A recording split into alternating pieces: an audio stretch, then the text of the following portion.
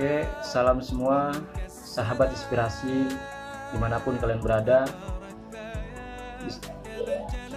Di sini bersama saya Muhammad Firdaus, salah satu dari kelompok bimbingan konseling. Dan di sini saya ingin memberikan gambaran sedikit mengenai pandemi yang memberikan dampak terhadap sistem pendidikan di negara kita. Sebagaimana kita ketahui teman-teman semua bahwa pandemi kian meranjak. Semakin hari pandemi semakin meningkat dan juga korban semakin bertambah di mana-mana. Sebagaimana juga kita ketahui teman-teman bahwa sistem pendidikan sebelum pandemi berbeda dengan sistem pendidikan dengan sistem sekarang. Dulu sebelum pandemi sistem pembelajaran melalui tatap muka atau hadir di kelas. Namun sekarang hasil pemerintah yang memberikan kebijakan bahwa pembelajaran sekarang harus dilalui proses jarak jauh atau PJJ, pembelajaran jarak jauh. Dan itu semua memberikan dampak terhadap para siswa. Mungkin sebagian dari mereka ada yang kesusahan, atau sebagian lagi ada yang bisa melalui proses tersebut.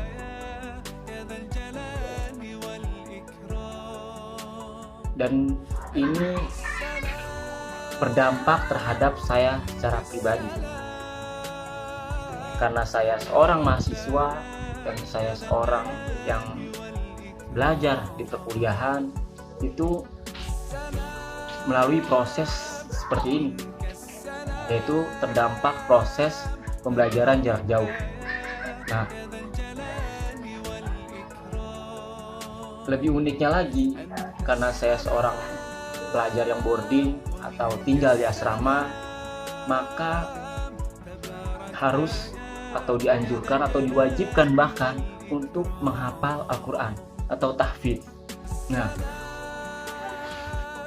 yang kita tanyakan atau yang kita tanyakan lah ya, bahwa apakah sistem pembelajaran ini itu bisa kita terapkan di dalam tahfidz, atau sistem tersebut tidak bisa diterapkan dalam tahfidz.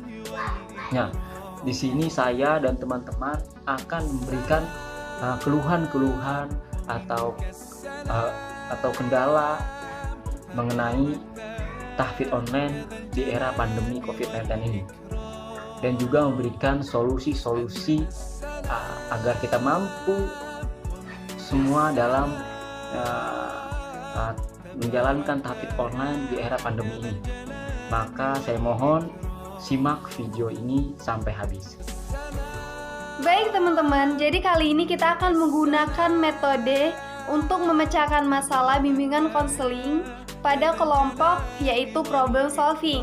Nah, yang mana bahwa problem solving ini adalah suatu metode untuk memecahkan berbagai masalah yang dituntut untuk peserta didik untuk memecahkan masalah baik perorangan maupun kelompok.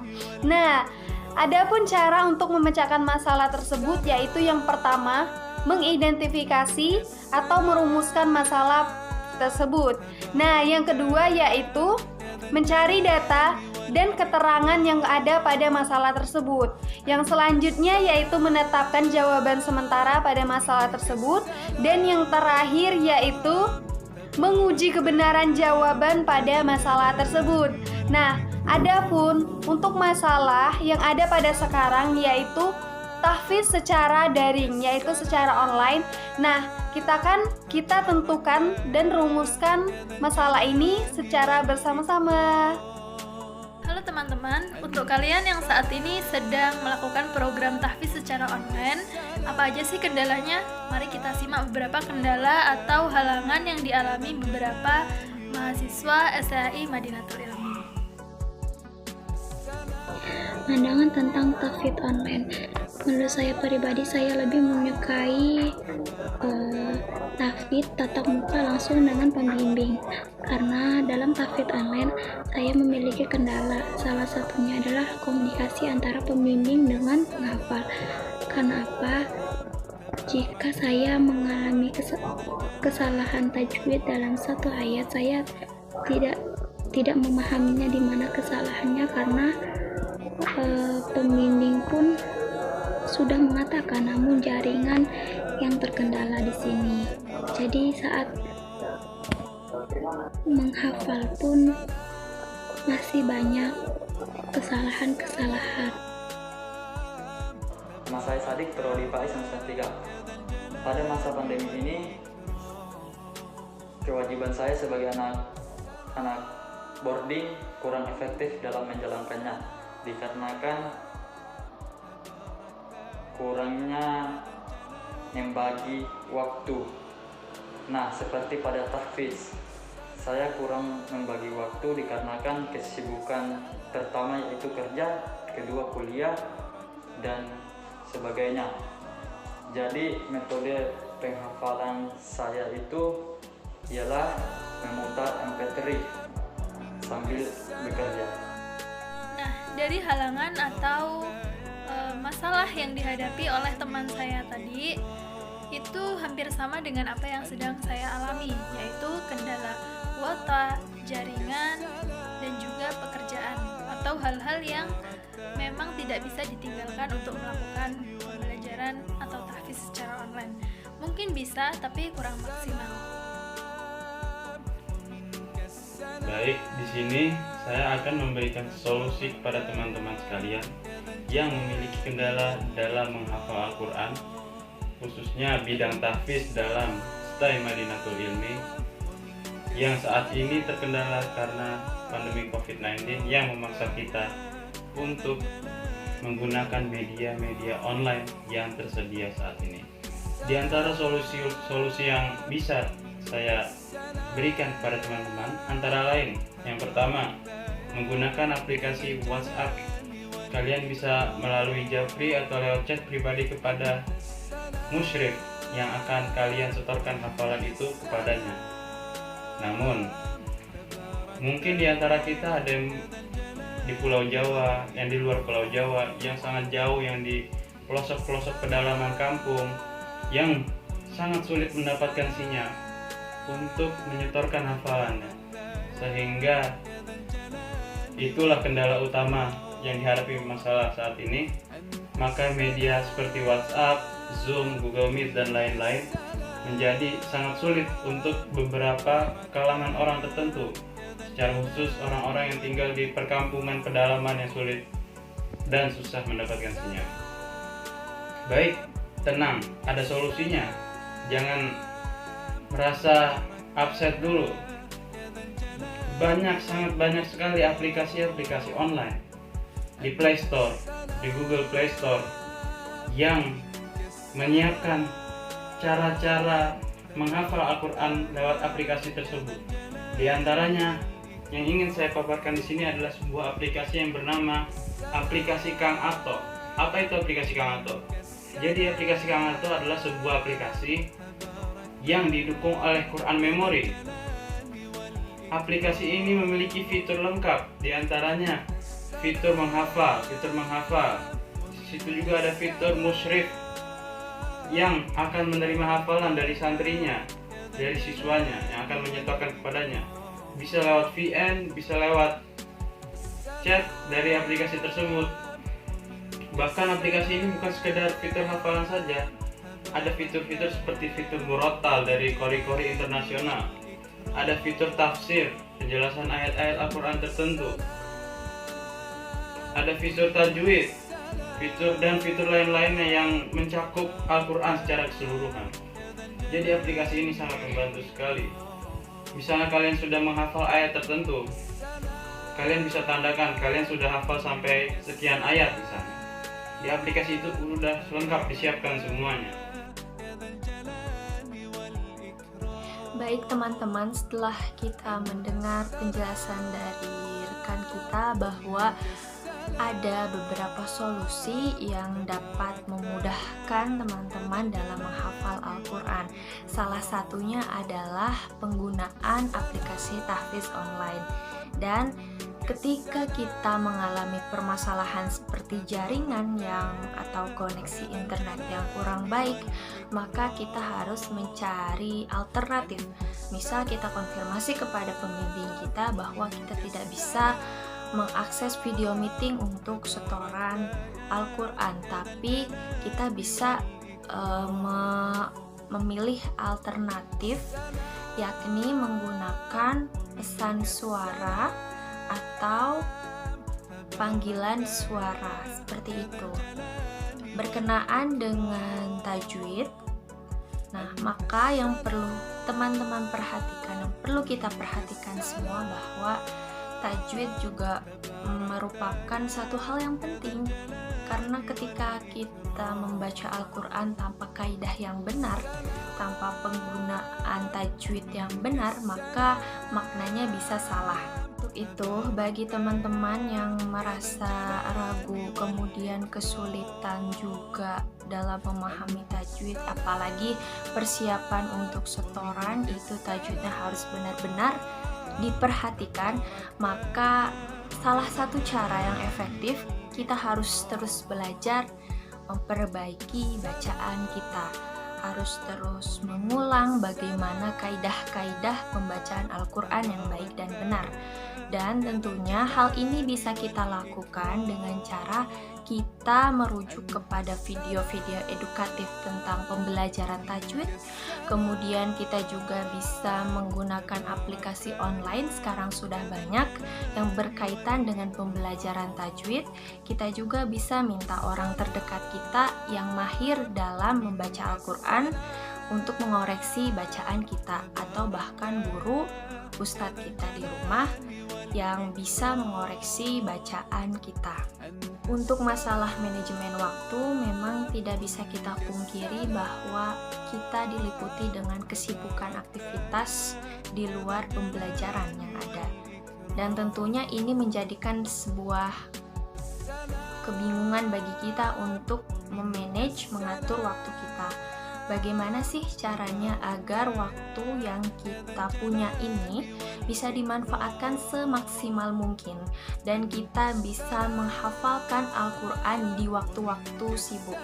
Seperti yang sudah narasumber utarakan, bahwa ketika dia dalam keadaan sibuk, maka alternatif untuk menghafal Al-Quran adalah melalui MP3 murotal, dan itu bisa kita lakukan dengan cara kita mendengar murotal terus-menerus. Maka hafalan yang mungkin akan kita hafal itu sudah hafal dengan sendirinya karena sering mendengar seperti itu.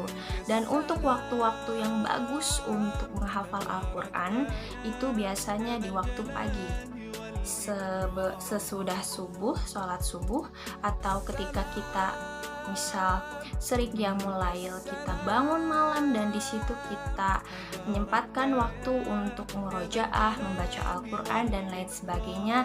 Kemudian waktu duha juga menjadikan waktu yang penting untuk kita menghafal Al-Quran.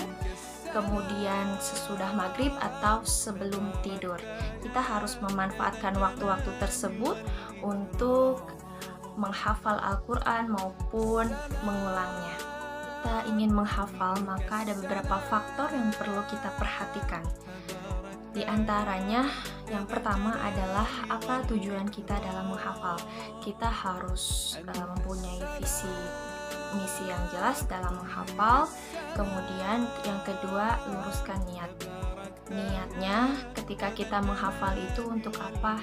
Apakah hanya sekedar tuntutan atau memenuhi peraturan yang ada, atau kita ingin dipuji oleh orang, atau bahkan kita ingin mendapatkan reward dan menghindari punishment. Itu semua bukan tujuan hakiki yang dapat memudahkan kita dalam menghafal. ketika tujuan kita dalam menghafal adalah hanya karena Allah Subhanahu wa Ta'ala, maka segala proses menghafal yang kita lalui akan terasa mudah. Maka dari itu, teman-teman, menghafallah dengan niat yang lurus dan ikhlas, karena ketika kita berniat seperti itu, maka Allah akan mudahkan.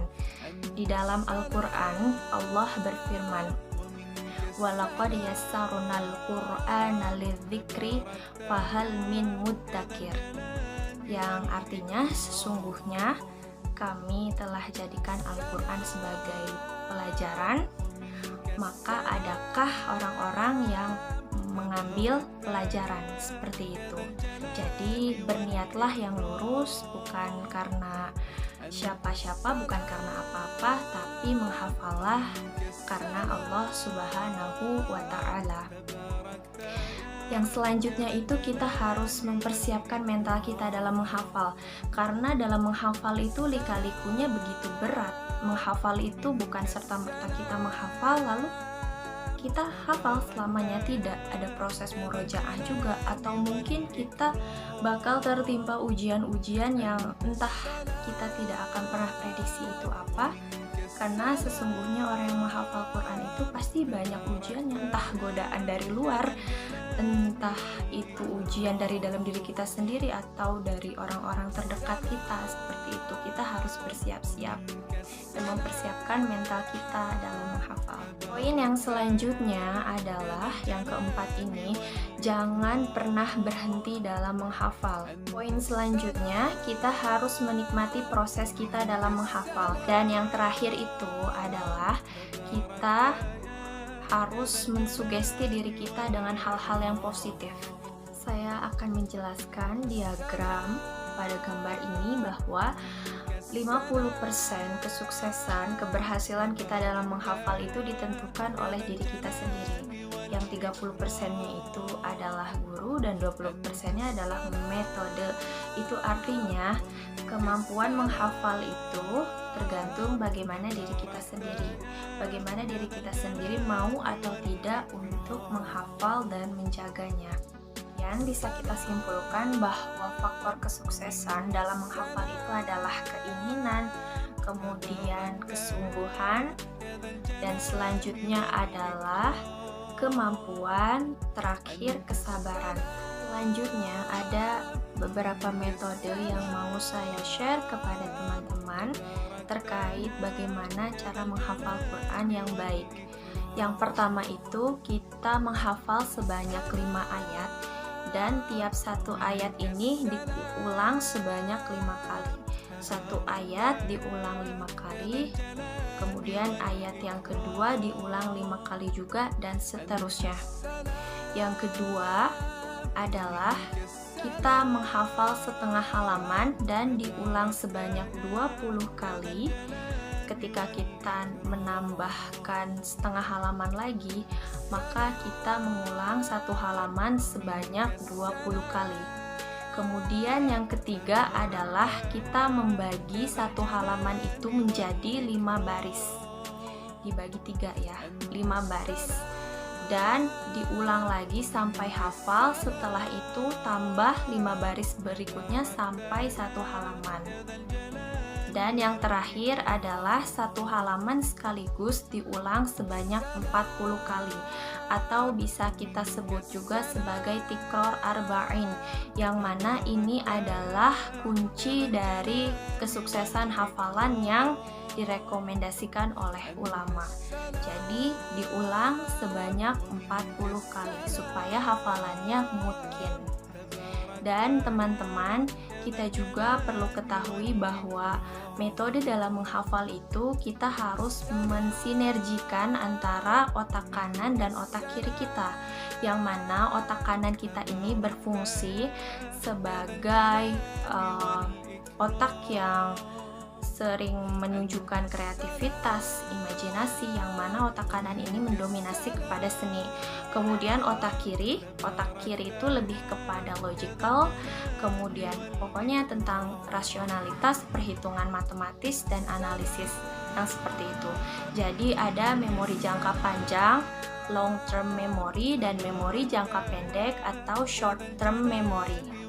Ketika kita ingin menghafal, maka kita menggunakan memori jangka pendek kita. Ketika kita menghafal menggunakan memori jangka pendek kita, maka kita akan cepat menangkap sesuatu apapun di situ. Dan kita transfer hafalan kita itu ke dalam memori jangka panjang kita atau long term memory, yang mana ketika kita ingin memungkinkan hafalan dari sekedar hafal, ingin kuat hafalannya, ingin mungkin, maka kita harus mentransfer hafalan kita ke memori jangka panjang kita. Ini bisa kita praktekkan, bukan hanya kita pelajari, kita praktekkan. Caranya dengan banyak mengulang, karena mengulang itu merupakan kunci dari kesuksesan sebuah hafalan. Terakhir, guru saya berpesan bahwa kita harus membiasakan diri mengulang-ulang hafalan kita. Ketika kita membaca surat Al-Fatihah, mungkin kita tidak terpikir kapan kita menghafal surat tersebut. Tapi kenapa bisa jadi hafal? Karena itu adalah berkat dari pengulangan, seperti itu. Jadi ketika kita sering mengulang-ulang, maka kita mengulang-ulang hafalan kita, maksudnya maka kita seolah-olah seperti mengal-fatihahkan Al-Quran. Dan jangan lupa untuk teman-teman untuk selalu berdoa ya di samping ikhtiar, karena doa itu juga bisa menguatkan keyakinan kita bahwa kita akan mencapai target dan kita akan bisa melewati kesulitan-kesulitan yang ada dalam menghafal Al-Quran. Dan khususnya bagi teman-teman yang sedang menjalani tahfiz online, semoga tetap semangat, semoga tercapai targetnya, dan jangan pernah putus asa, karena hafalan itu juga untuk diri kita sendiri, bukan untuk orang lain, seperti itu. Dan semoga kesulitan-kesulitan yang kita hadapi, semoga ini memberikan hikmah yang baik untuk diri kita, dan kita tetap semangat atau bahkan tambah semangat dalam menghafal dan menyetorkan hafalan kita meskipun dalam jarak jauh. Sekian yang bisa kami sampaikan. Tetap semangat dan jaga kesehatan. Wassalamualaikum warahmatullahi wabarakatuh.